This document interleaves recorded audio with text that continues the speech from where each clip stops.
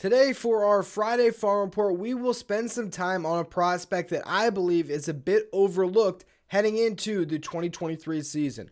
Mark Vientos has raked at each stop of the minor leagues. He has nothing left to prove in AAA, and that bat could still be a big difference maker for the Mets this season. We will explore that on this edition of Locked On Mets. You are Locked On Mets, your daily New York Mets podcast. Part of the Locked On Podcast Network, your team every day.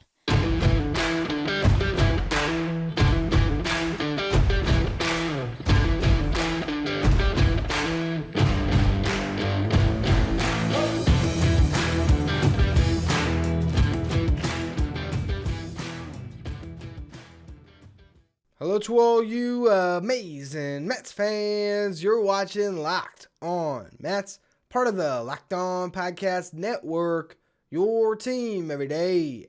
Thank you for making Locked On Mets your first listen every day. Locked On Mets is free and available on all platforms, including YouTube. Well, throughout the season, if any of you were already tuning into Locked On Mets, you probably got a little bit sick of me talking about Mark Vientos. Here was a prospect that I looked at since spring training last year, and I thought, I believe that he could fill the role that J.D. Davis has better than him right now at this juncture throughout the season. And I said, go get him. And every single week I harped on it. We finally saw Mark Vientos at the end of the season, and he struggled. No doubt about it. Vientos did not perform in his limited action. 41 plate appearances, he hit 167, 268 on base, 278 slugging. WRC plus was 65, so 35% worse than your league average hitter. He was a minus F4 guy at negative 0.2. It was not a good first run for Vientos, but I would argue the Mets did not put him in a position to succeed. There was a lot of opportunity where Vientos could have come up in a less stressful situation than being taxed with being the Darren Ruff sort of replacement, still kind of splitting time with him and not getting consistent ABs down the stretch and just trying to figure it out on the fly in a pennant race where you were head-to-head with the Braves, and it felt like the world was crashing in on the Mets throughout a lot of September. Not necessarily the best conditions for Vientos to succeed. Personally, when it was June, I would have been getting a look at this guy where he could have got some time under his belt, and I really do think, as we've seen with Vientos at other stops in his minor league career, he'll go through some skids and then he figures it out. We saw it in 2021 in AA, was struggling a little bit, ends up coming around, and you look at the final numbers he put up in AA that season. He was a 281 hitter, 346 on base, 580 slugging percentage, a 144 WRC plus. He hit 22 home runs and 306 plate appearances.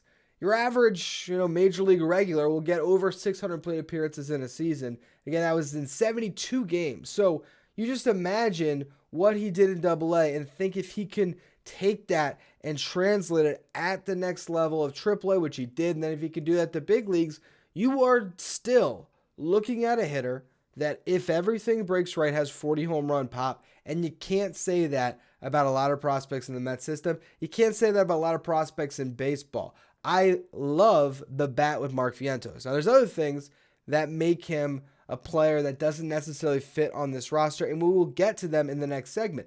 But if you simply look at that, you look at his offensive profile, he's right up there with Brett Beatty, right up there with Francisco Alvarez. This guy could be a real weapon. Last year, starts off in AAA, struggles, goes through it for a while, but then you look at the final product, played 101 games, 427 plate appearances.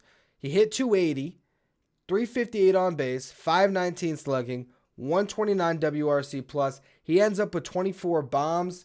So you imagine over a full season, give him an extra, 40 games even, he at least gets to 30, likely 35 home runs over a full course load or for full amount of workload when it comes to his plate appearances. He also walked more last year at 10.3%, so that's good. If he can take his walks, you can swallow the strikeouts, and the strikeouts are going to be big. 28.6% in AAA. You look at his small sample size of 43 plate appearances in AAA the year prior, 30.2%. He did walk 16.3% in that small sample. Got on base at a 395 clip. Slugged 583 at 3 home runs in those 11 games. You look at the strikeout to walk rate in 2021 in AA, 8.5% walk rate, 28.4% strikeout rate.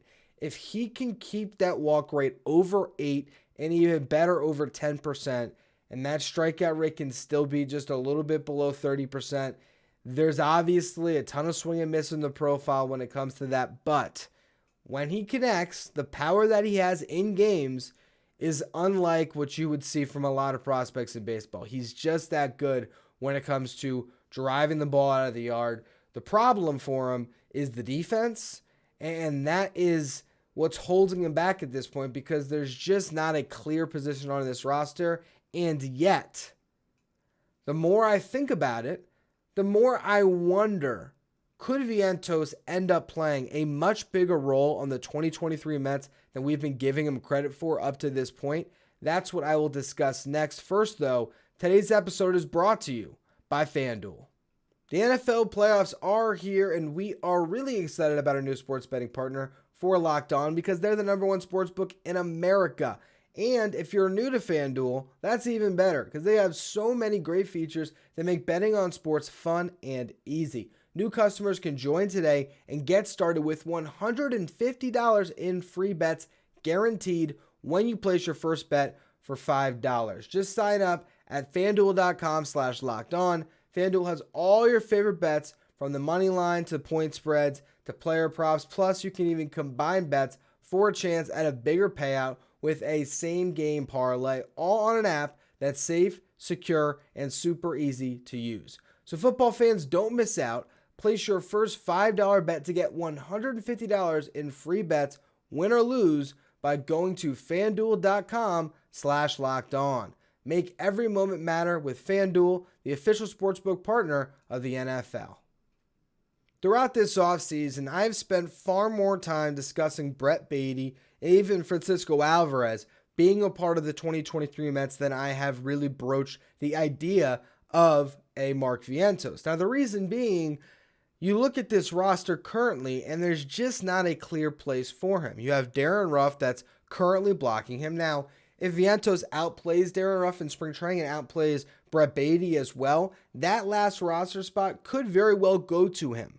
But you look at the role that he would have, and it would be to maybe be the right-handed complement to Daniel Vogelbach at DH. But then again, you just brought in Tommy Pham to play that type of a role. So that is really why I've stayed away from spending too much time on Mark Vientos, because you just don't really know if there's going to be at-bats for him. But then again, every single year we wonder, is there going to be at-bats for someone like Mark Vientos or just anyone in general, whether it's a prospect or, the minor league signing that you get that's going to have an invite to camp and you think, oh, Travis Jankowski, we'll never see him in the Mets lineup. And then he breaks camp and plays a pretty big role. So when you look at 40-man roster depth, you want to have a lot of guys that can contribute. And Mark Vientos is one of those guys where in the right circumstances, he can thrive. So let's break down some opportunities for where Vientos could maybe play a role. Here's the worst one that you don't want to see happen, but you'd be happy that you have Vientos as a high upside option. God forbid something happens to Pete Alonso and he misses some time this year. Mark Vientos is the prospect that could fill in and actually make up for some of that power loss at first base. And that's the one defensive position that he could probably hold his own in. That's where long-term his career probably lies if he is going to field a position at the big league level. A prospect that was supposed to be a third baseman hasn't really done well there. They tried him in the outfield. It was worse. So you're just a little bit stuck. Another circumstance, Tommy Pham just can't hit. Something that would not be too far-fetched. And then you get into this point where maybe you say, well, why are we keeping Pham on the roster? Why do we have maybe Pham and Darren Ruff doing nothing? And you get a defensive-minded outfielder and you replace Pham and Ruff with Mark Vientos. And then he gets to fill in that role at DH. Maybe Daniel Vogelbach gets hurt, pulls a hammy or something. All of a sudden you're wondering, all right, well, who's going to face right-handed pitching? Yes, you got Brett Baty that can step up and be that guy, but who knows? Maybe Vientos is having a better season in AAA. maybe he is the guy you want to call on. So DH and first base are where he's probably limited to defensively. I would say in an absolute pinch, if Escobar and Brett Beatty aren't available to be the starting third baseman, maybe that ends up being a route that the Mets would eventually go towards. But ultimately, it's really going to come down to the bat for Mark Vientos. And I think that it's hard to envision how to get that bat in the lineup, but it's not hard to envision for me if he does get the opportunities that he can thrive. Again, this is a guy that has adjusted to pitching at each level, and he's proven all he needs to. What he did in AAA last year, if he was a Pirate right now, he would have gotten some run at the end of the season, and he'd be going into this year as their DH or their starting first baseman. If he was a National, same thing. Unfortunately for Vientos, he's on a competitive team, which granted, if he gets an opportunity to play, it'll be great for him, but he just doesn't quite have that runway that other organizations could provide for him, and that's why you'd be happy to see him move on in some senses if he could bring you back a piece that you like via trade, because then he could have an opportunity to succeed. It's very similar to how Dom Smith now is somewhere else with the Nationals, and we can root for him to find some success, particularly because the Nationals aren't going to find any success as a team. But you want to see someone like Dom be able to establish their career. The last thing I want from Mark Vientos is for him to spend 4 years of his career in that same limbo that we saw a J.D. Davis, a Dom Smith in for many years, where they're too good to just give up for nothing in a trade, but they're not having enough value on the market that you feel like you can move them either. You're caught in the middle where you feel like you can't trade them, but they're not good enough to have a bigger role in your team. And then the only way for them to actually establish themselves is if you give them that role where they get the playing time, where he can get his ABs under his belt and actually prove that he can succeed. I still, though, could see a scenario where, however it happens, whether it's at first base, DH, or otherwise, where you end up in a place where Vientos is getting everyday playing time, and he's the guy that hits 7 or 8 home runs in a month and carries you for a stretch, and you're really looking at him as a prospect that helped move the needle in a very big way. But we'll see if that role ends up coming to him at any point this season. I feel like we've overlooked him a bit when it comes to our coverage throughout this offseason. He's still very much someone that's squarely in the mix, and with the big spring training, you never know. But Mark Vientos, unless he learned how to play third base this offseason, he probably is caught a little bit in no man's land. Next, though, I want to discuss another prospect that's getting a lot of love on top 100 boards. That is Kevin Parada. We'll get to him in just a minute. First, though, another word from our sponsors. Since we were discussing one Mets prospect that hasn't gotten a ton of attention this offseason, I just figured it would be good to spend a segment on another one who is squarely in the mix right now to be maybe a top 5 prospect in the Mets system, who could have a fast track through the minor leagues. And of course, I'm talking about Kevin Parada, the Mets' first-round pick this past year out of Georgia Tech, a catcher. They have 2 of the best catching prospects in baseball with Francisco Alvarez and Kevin Parada. Kevin Parada, I believe, is actually slightly older than Alvarez at this stage. They're both 21, but you're looking at both guys really having the same issue where you don't know how they're going to be able to catch at the big league level. The thing that we're not concerned about is the bat. Parada is going to hit, and he's going to hit in a hurry. That is why we are already see him cracking top 100 prospect lists. Baseball America has him ranked 50th, Baseball Prospectus 64th. Just Baseball, where I work, we had him at 85 at the end of the season. I believe Aram is going to update that list prior to opening day, if I'm not mistaken. And so who knows, maybe there's a little bit of movement up for Parada, but regardless, 3 lists have him in the top 100. That is really impressive. And in our top 100 at Just Baseball, this is the outlook that Aram Layton wrote for Parada.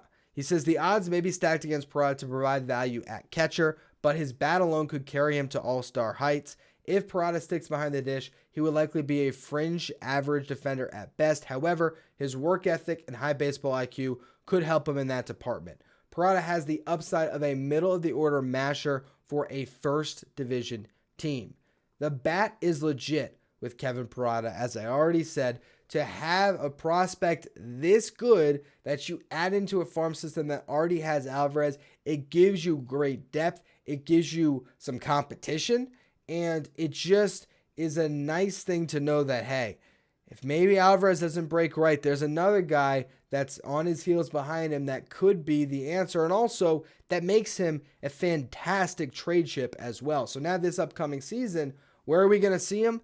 I think there is a chance they might put him right back to where he ended last season in low A Port St. Lucie. If they do, it'll be a very short stint and he'll be up in high A. And really, I think they'll be aggressive and start him in high A Brooklyn. He might spend a full season up there, but it'd be a good place for him to develop, particularly as a catcher behind the dish. And who knows, if he does start the year in Brooklyn, rakes, there's a chance that he gets that end of the season call up to AA, and then you're maybe looking at the 2024 season being his last real full year of development where he'll spend time in AA and AAA, and he could be knocking on the door by the end of the 2024 season or 2025. If we were to look at the top prospects in the Mets system right now, they're all hitters.